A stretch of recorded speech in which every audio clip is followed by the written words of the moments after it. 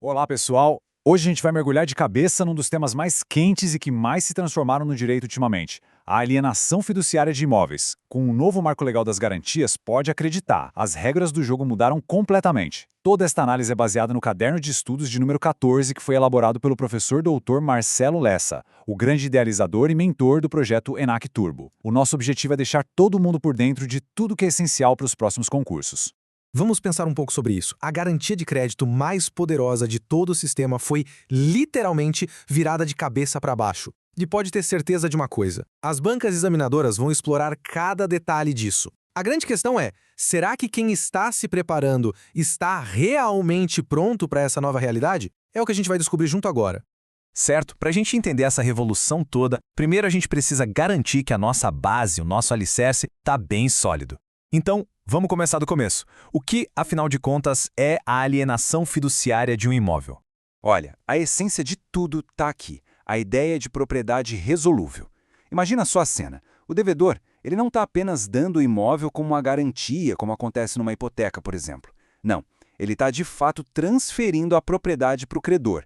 Claro, é uma propriedade que tem uma condição, né? Pague a dívida e o imóvel volta a ser seu.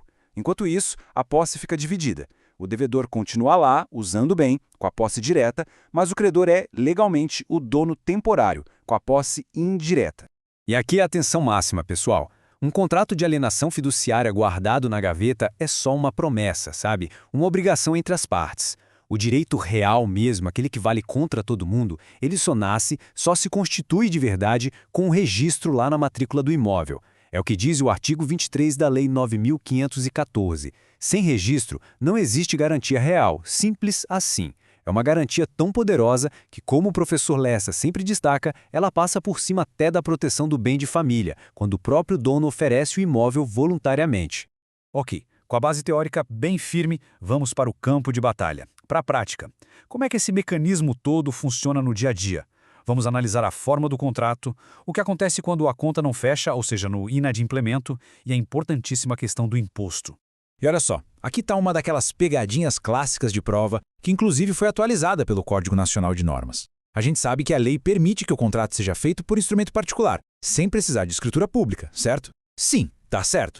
Mas muito cuidado. Essa facilidade toda não é para todo mundo. É só para os bancos e as entidades do sistema financeiro. Se a garantia for entre duas pessoas físicas, o negócio é entre particulares, a regra é outra, e é bem clara. A escritura pública é obrigatória. É um detalhe que pode custar uma questão valiosa.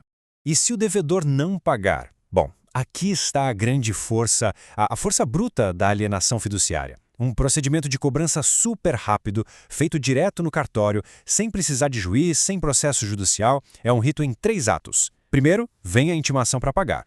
Se não rolar o pagamento, o credor consolida a propriedade para si. E a partir daí, o imóvel vai para leilão. Mas mesmo nessa fase, o devedor ainda tem uma última chance, que é o direito de preferência para recomprar o bem. A gente vai ver isso com mais detalhe logo à frente. Grave bem esse número. Depois de ser intimado pelo cartório, o devedor tem exatos 15 dias para purgar a mora.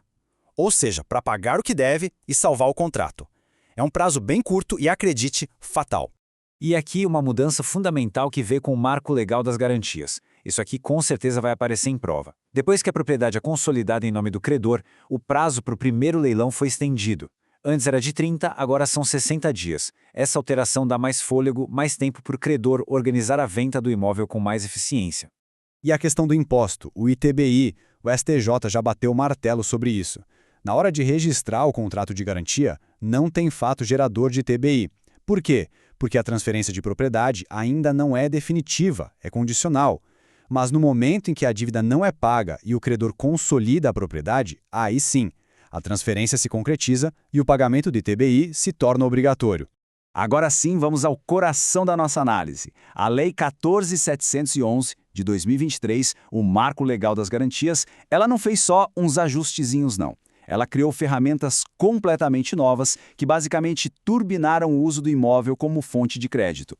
E aqui estão as duas grandes inovações que essa lei trouxe. De um lado, a gente tem a alienação fiduciária superveniente. Pensa nela como se fosse uma fila de garantias. Agora é possível usar o mesmo imóvel para garantir dívidas com vários credores diferentes. A segunda garantia só vai ativar quando a primeira for paga, quando ela sair da frente. Do outro lado, a gente tem a extensão da alienação fiduciária. Aqui a lógica é outra. É o mesmo credor usando a garantia que já existe para novos empréstimos. É um processo bem mais simples, feito por uma mera averbação.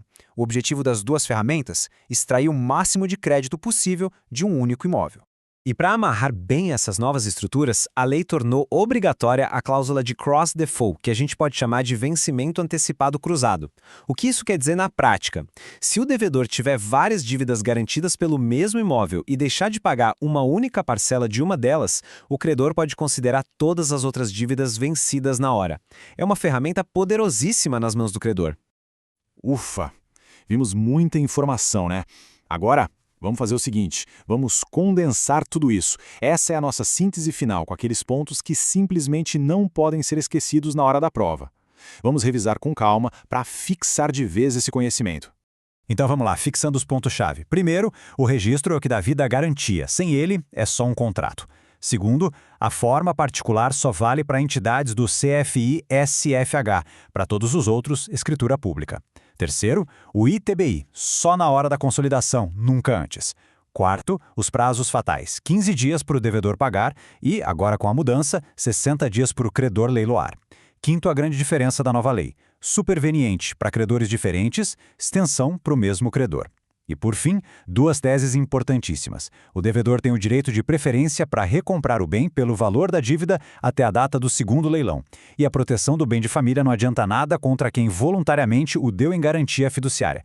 Esta análise completa foi produzida a partir do conteúdo do projeto ENAC Turbo, sob a autoria e a orientação do professor Dr. Marcelo Lessa. Se esse conteúdo ajudou a clarear as ideias, não esqueça de se inscrever no canal e ativar o sininho das notificações. Assim, o YouTube avisa na hora que o próximo resumo for liberado. Bons estudos e até a próxima!